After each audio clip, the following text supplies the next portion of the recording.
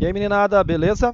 Bom dia, boa tarde, boa noite. Espero que vocês estejam tranquilos. Nossa aula de hoje, aula 10, sobre relações de poder e sociedade, né? Uma outra coisinha nós já falamos, então pode ser que a gente acabe repetindo um ou outro slide para poder reforçar a ideia, tá ok? É uma aula bastante baseada na visão do Weber sobre a estrutura da sociedade, a estrutura do Estado, e com alguns outros teóricos complementando. Então é bem provável que, em certos momentos, a gente já tenha falado desse ou daquele slide, desse ou daquele tópico. Não tem problema, a gente está reforçando aí esse conteúdo para vocês, né? Tranquilamente. Então, vamos lá. Seguinte, quando você pensa em política, a gente tem alguns conceitos para a gente destacar sobre política, né? Obviamente não vai dar para falar de todos os conceitos, eu escolhi esse. A gente escolhe um conceito, trabalha em cima dele e avança a partir de lá. Então, política é atividade prática. Isso aqui é importante, tem uma atividade prática realizada pelos seres humanos. Então, a gente está falando do quê? De uma atividade, né, que são da praxis, daquilo que os seres humanos fazem em sociedade. É uma ciência da governança, da ideia de governo, de organização de um Estado ou nação. É também uma arte de negociação para compatibilizar interesses. E aí essa afirmação é bastante importante, né?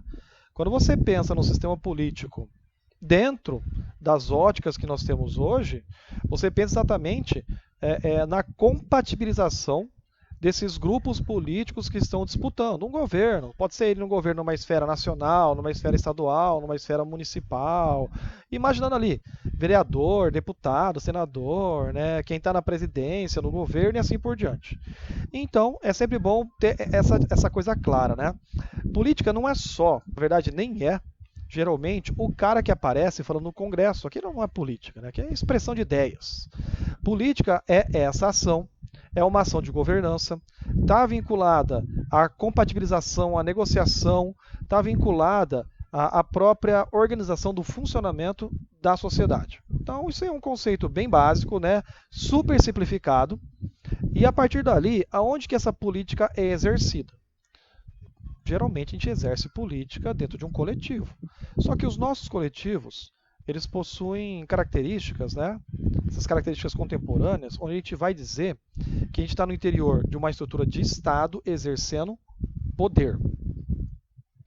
E aí, quando você pensa na esfera do poder, a gente precisa também ir conceituando para não ficar muito só no falando solto. Então, o que seria poder? Poder seria direito de novo, isso é o conceito que eu escolhi. A gente poderia ter uma aula inteira só de conceitos de poder. Eu escolhi esse, achei melhor para trabalhar com vocês, esse conceito aí. Direito de deliberar, é deliberar, tomar decisão, né? Fazer debate, discutir. Direito de agir, de mandar. E, dependendo do contexto, exercer sua autoridade, soberania e posse de um domínio, da influência ou da força. Então veja, você tem algumas palavras-chave que é sempre bom a gente destacar aqui, né?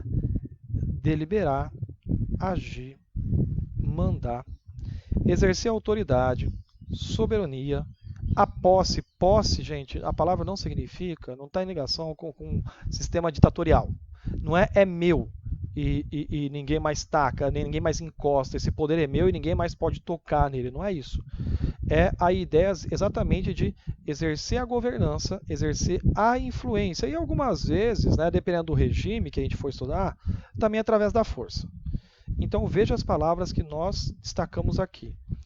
Em resumo, quando você pensa em poder, a gente poderia usar esses termos. Então a gente falou de política, né, que é a governança. No interior da política você exerce poder e você exerce poder, de novo, dentro de uma estrutura de quê? De Estado. Eu gosto dessa imagenzinha que nós temos os pininhos, parece aqueles pininhos de jogo, né? Que você joga por aí, sei lá, Ludo, não sei qual, parece joguinho. A gente tem um carinha falando, um carinha amarelinho, né? Pelo menos para mim isso aqui é amarelinho. Uma galera amarelinha ouvindo. Aí tem um povo junto com ele, sei lá, um assistente, um assessor, azulzinho. Aí tem uma turma azulzinha ali. Aí tem uns vermelhinhos aqui, uns vermelhinhos ali. Aqui tem uns verdinhos, outros verdinhos, né? E umas cores diferenciadas. Então, você tem uma imagem bastante interessante que retrata isso. Um indivíduo, provavelmente representando alguma esfera de poder, falando para uma multidão, e nessa multidão existem as pessoas que o apoiam, as pessoas que estão ali ouvindo o discurso porque os seus assessores, né, o seu grupo de manutenção, o grupo de apoio desse deputado trouxe, né, tanto os azuis como os vermelhos, e outras pessoas que podem estar vinculadas ali a uma causa específica que está sendo apresentada ou por curiosidade. Então você tem uma estrutura bastante interessante. Quando você pensa no exercício do poder político, e aí sendo específico agora, de um deputado e de um senador, o grupo de pessoas que acompanha e pode apoiar por completo ou apenas uma causa, ele é bastante variado. Voltando a falar de Estado, Estado é poder político organizado no interior da sociedade civil. De novo, eu vou parar de repetir isso. É um conceito.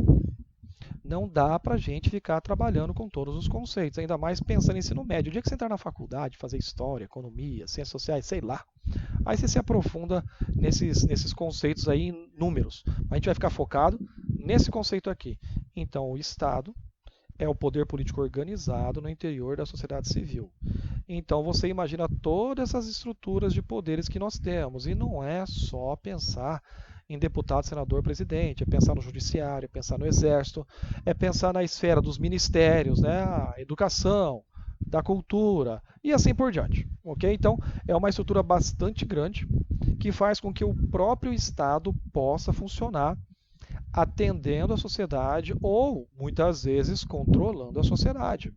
A gente tem esferas de estados mais repressores e mais representativos. É sempre bom ter essa lembrança, ter essa memória. O Brasil viveu um período bastante grande de um Estado que era repressor e que não buscava representar a sociedade. Na ditadura militar, o governo ali estabelecido buscava representar os próprios governantes e não a sociedade em si.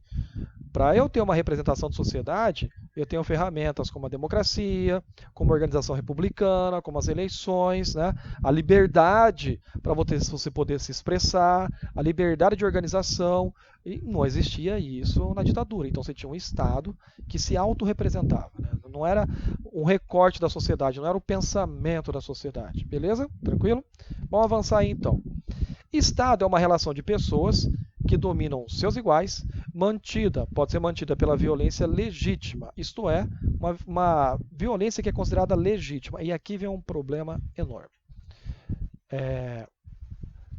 Quando se comete um crime, esse crime, primeiro, por ser um crime, existe uma lei que considera aquela atitude crime. Essa lei foi decidida, debatida numa esfera política no interior de um Estado, beleza.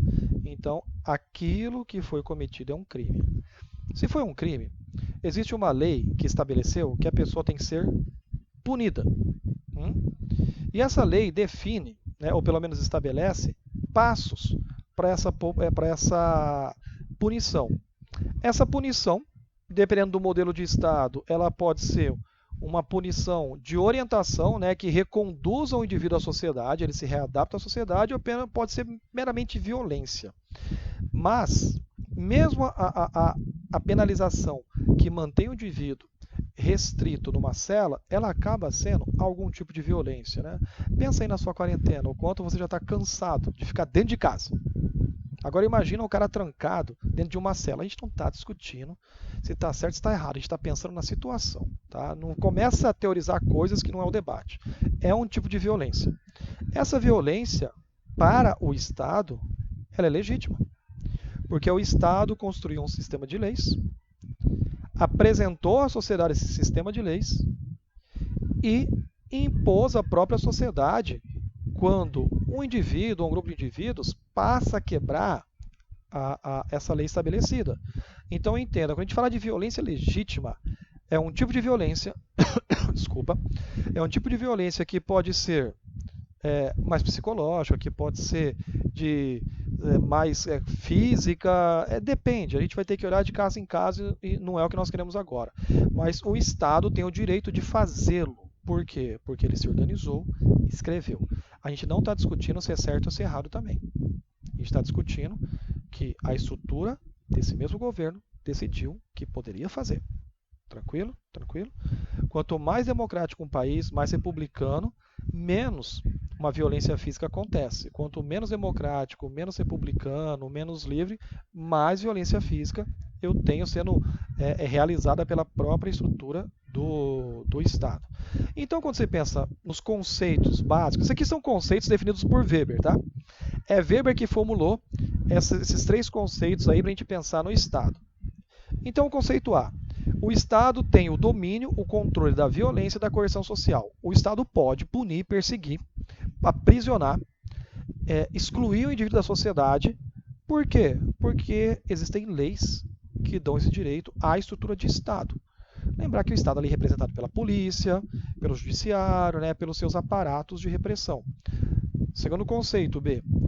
O Estado possui instituições. E a gente não está falando de empresas, está falando de instituições.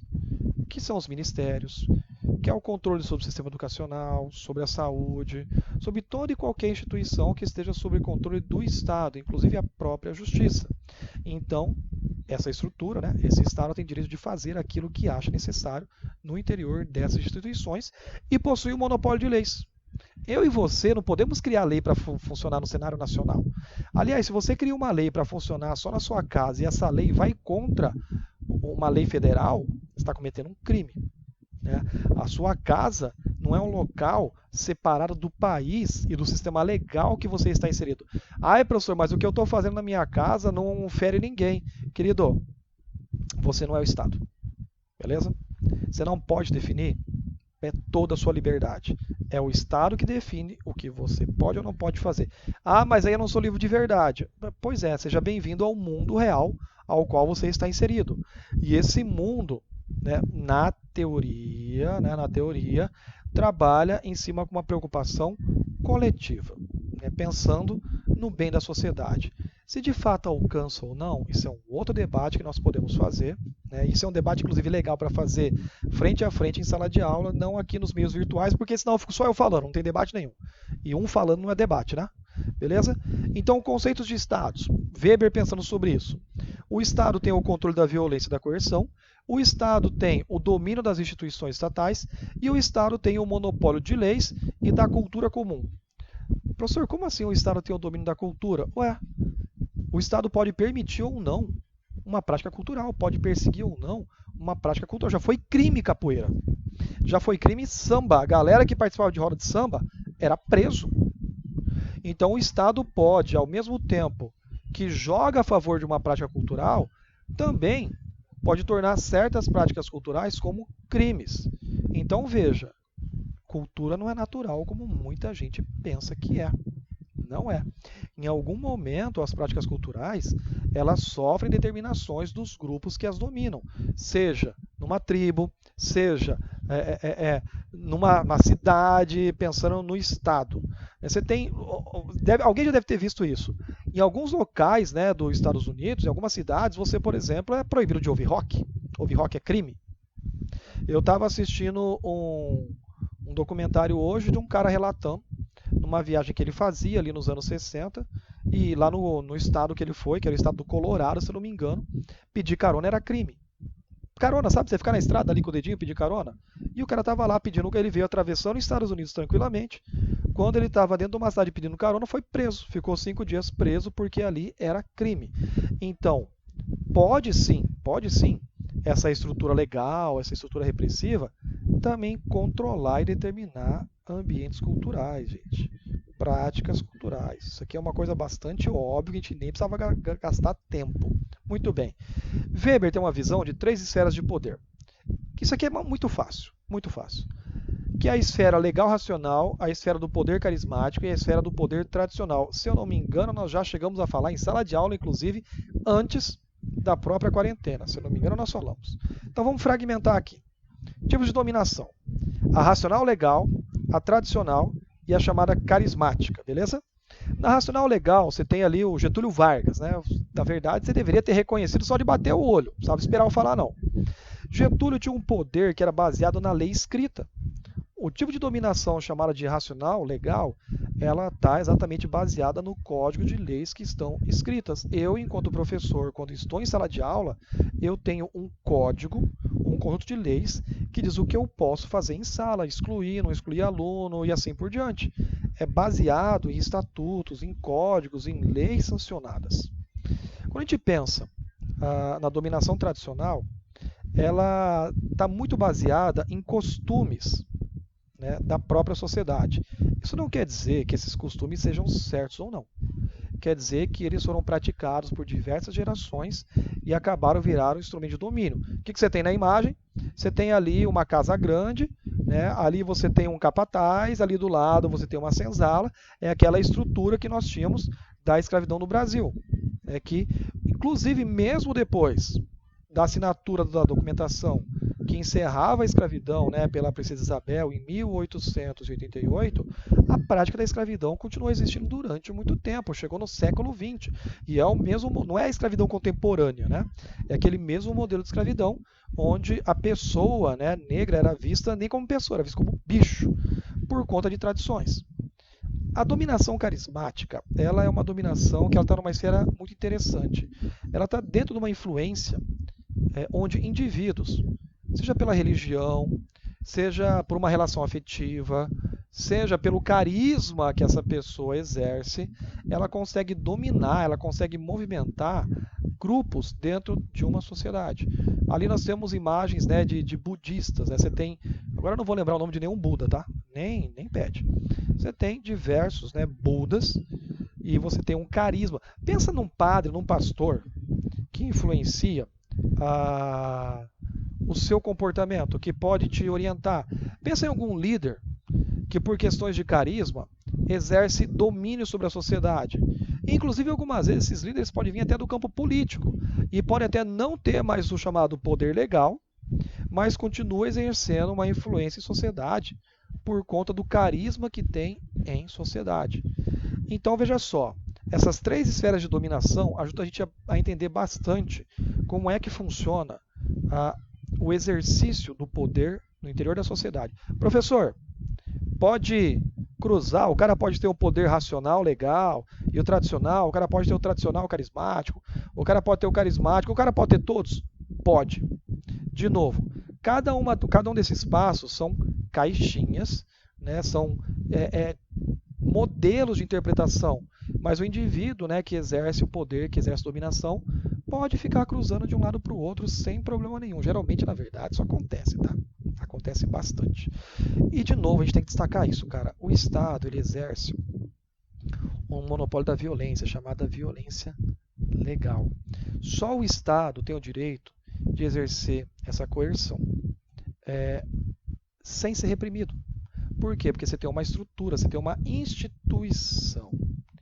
E o argumento desse monopólio, né, é um argumento que está baseado na ideia de o Estado é racional na medida que ele impõe o controle sobre a sociedade. E quando é necessário usar a força, o Estado usa de forma racional. Ele não seria emotivo, passional, como eu e vocês. Nós somos no momento de exercer nossas ações, né, ou até mesmo a violência. Então, quando um crime é realizado, a estrutura de Estado vai buscar julgar aquele crime de forma racional. Ah, uma pessoa foi assassinada, beleza? Ok, pega aqui o caso, vamos estudar o caso, vamos pegar as leis, vamos aqui pegar as provas, vamos tentar entender de forma racional. Eu e você seríamos passionais. Então, o argumento mais forte para que o Estado tenha esse domínio é a questão da racionalidade do Estado sobre a sociedade. Ah, professor, nem sempre é. Concordo, nem sempre é. Professor, na maioria das vezes não é. Ok, deve haver muitos casos que o Estado não foi. Mas o argumento percebido, e eu não estou dizendo que é certo ou que é errado, a gente está falando de como, por exemplo, o Weber escreveu. É o Weber que escreveu isso aí. Não é opinião minha, nem da apostila. Ela está apresentando os teóricos. O que a gente percebe, então, é exatamente isso.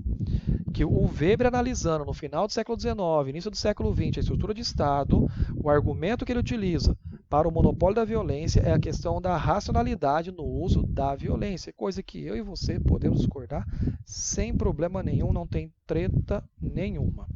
Beleza, meninada? Para vocês a tarefa fica na página 140, as atividades 1 e 2, e sempre lembrando, gente, isso aqui é atividade mínima.